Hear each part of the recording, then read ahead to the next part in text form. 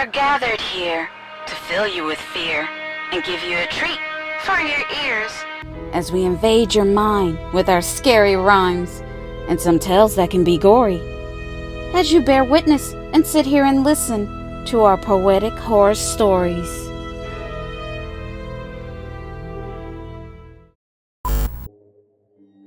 Hello, PHS crew, new viewers and new subscribers.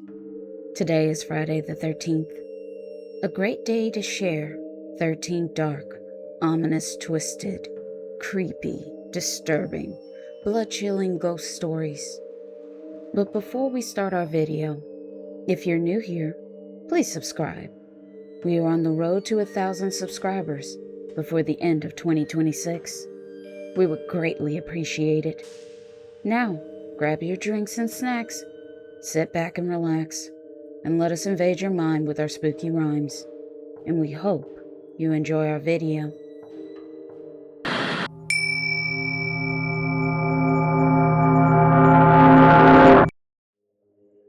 We just moved into a new house with our only son. His name is Timmy. He is an introverted child and very shy.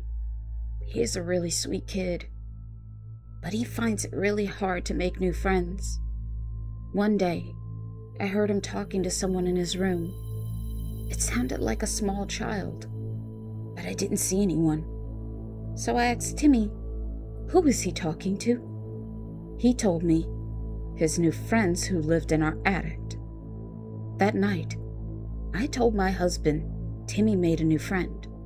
His new friend lives in our attic.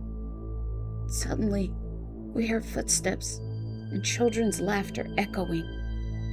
It was Timmy and his friend playing. We both started to smile as we went to bed and turned off our lights.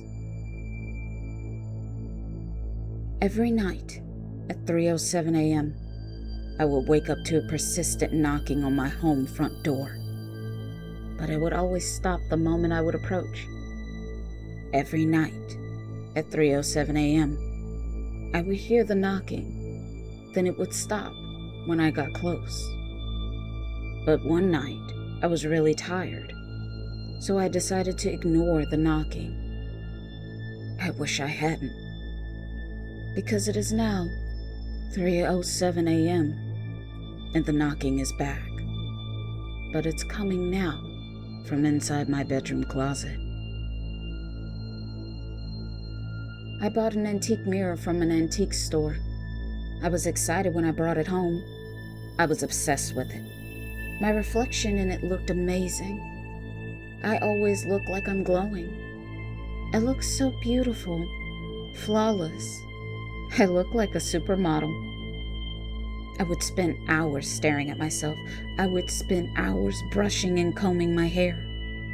I couldn't believe the person I was looking at was me. Before I went to bed one evening, I was staring into the mirror when I saw something that scared the hell out of me. My reflection winked at me, then started smiling at me wickedly. The next day, I immediately returned the mirror back to the antique store. They say sleep paralysis is just your mind playing tricks. But in the dark, you see a shadow standing at the foot of your bed. As it slowly reaches out its long arms, its fingers stretching towards your neck. No matter if your mind thinks it's just a trick, to you, it feels very, very real. Hello, P.H.S. crew. We have a question for you. Have you ever met the Shadow Man? Let's start the conversation in the comments below. We are dying to know.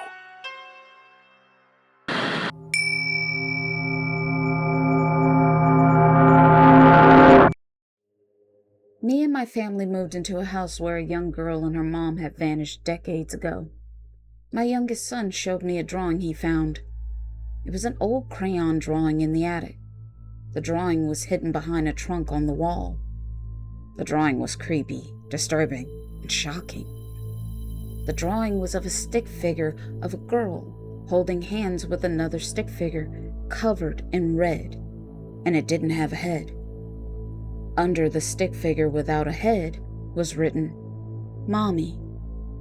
But there was also another stick figure with an arrow pointing at it. It was holding a bloody axe, and underneath it was written, Daddy. My grandfather passed away recently, and he left me an old antique radio, but it would only pick up static, no matter where I would place it in my room. I couldn't get it to pick up a channel, so one night I just turned it off, and I went to bed. That night, it started to storm. Suddenly, the radio cut itself on while I was asleep. It started playing old music from the 1930s. It was really loud and it startled me from a dream. But for some reason, it keeps looping on a chorus of a really creepy song. A song I heard my grandfather play before. Jeepers Creepers. I hated that song. Every time I hear it, it would make my skin crawl. Because my grandfather changed the words. He would sing, Jeepers Creepers, where'd you get those peepers? Jeepers Creepers, I want to eat your eyes. I kept having the same dream over and over again about my dream home. I would visit it every night as if it was my own. My dream always started with me floating from the front door. I would move about, up and down the stairs freely like a ghost. I would glide through its long hallways, moving from room to room, as if it was an open tour. I would dance, sing, and play loudly, closing and opening the doors and windows.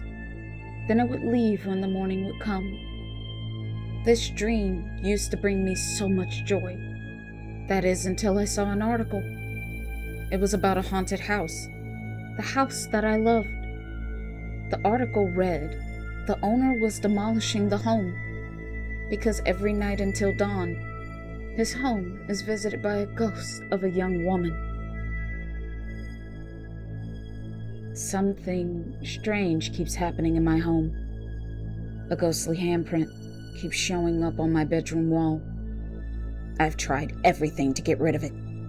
I've tried stain removers, all kinds of cleaning products, and I have even painted over it. Nothing seems to work. It just refuses to go away.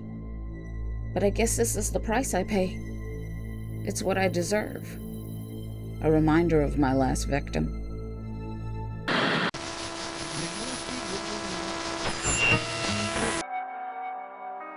If you ever see a tall woman dressed in black with a white mask covering her face, quickly turn and walk away, because under that mask, she has no face. It has been erased. She is searching for a new one, and believe me, she would be glad to rip your face off, to use it in its place.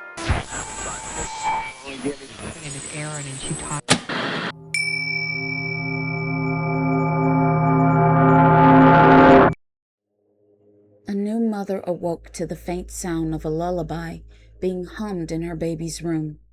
She crept in, heart pounding, to find her baby fast asleep in the crib. The lullaby continued, soft and sweet, but it was coming from under the crib. I got separated and lost from my best friend in the carnival's mirror maze. Everywhere I looked, all I could see were images of me. Suddenly, I felt a hand on my shoulder. I thought it was my best friend. I thought he found me. But when I turned around, the hand on my shoulder was the image of me. A little girl and her puppy came up missing one day. Her mom and dad thought they would never see her again. But one stormy night, she appeared in their bedroom. She was soaking wet. She was shivering like she was cold, and her face was bloated and deep blue. The mother started to cry as the little girl just stood there. Water was dripping off of her body. Suddenly, they heard their daughter's puppy barking outside at their front door. The puppy was so excited to see them, he ran around in a circle. Then he ran off, and the little girl's parents followed. They found their daughter, but it was too late. She was face down. She had drowned in the lake. I left my job late one night. I was trying to catch the last bus of the day. I was there all alone, so I pulled out my phone to listen to music as I waited. The street was eerily quiet. I started to shuffle and shift around. I was feeling really weird. I said out loud, "What time will the bus make it here?" Suddenly, someone joined me at the bus stop. I looked over, and it was an old man. I looked at him, I smiled, and I say, "Hello." But the old man didn't do anything. He just stood there, looking straight ahead with a blank, vacant, empty stare. I turned away from him and looked down the street, hoping the bus will be there soon. Finally, I could see the bus coming. I thought to myself, great. I can't wait till I'm home warm and safe. Suddenly, the old man was staring at me. He was giving me the creeps. I was never so happy to see a bus in my life. That is, until the bus doors opened up. The old man stepped on and walked to the back of the bus, but I couldn't move my feet. The bus driver turned his head, and then he said, "Last bus, we are about to leave. Get on, please." Suddenly, a cold chill came over me. My intuition was telling me not to get on the bus. But if I didn't know how I was going to get home. But the feeling of not getting on was so strong. I just knew something was wrong. I told the bus driver it's okay, he can go. Then I stood there as he closed the bus door. I watched the bus as it rolled down the street. I watched it as it lost control and rolled off the bridge. Me and some of my friends visited a traveling circus. The circus was really creepy, weird, and we were the only ones there. It was completely empty, but we decided to make the best of it. We happened to stumble upon a small tent, and on the other side was a sign asking, "Do you want to see a smiling ghost clown?" Me and my friends were like, "Hell yeah." We were excited. But we ran out to contact the police because sitting there was a missing friend. He was dead. His painted-on, smiling clown face.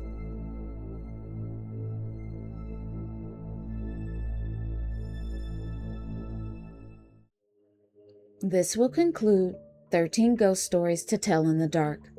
We hope you enjoyed these spooky tales. If you did enjoy it, then please like, share, and comment to let us know. And if you're new, please subscribe. Again, we are trying to reach 1,000 subscribers this year for 2026. Become a part of the PHS crew.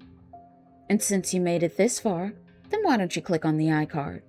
We have many original horror stories and deep dives you will enjoy. We appreciate and thank you all, and we will see you in our next video.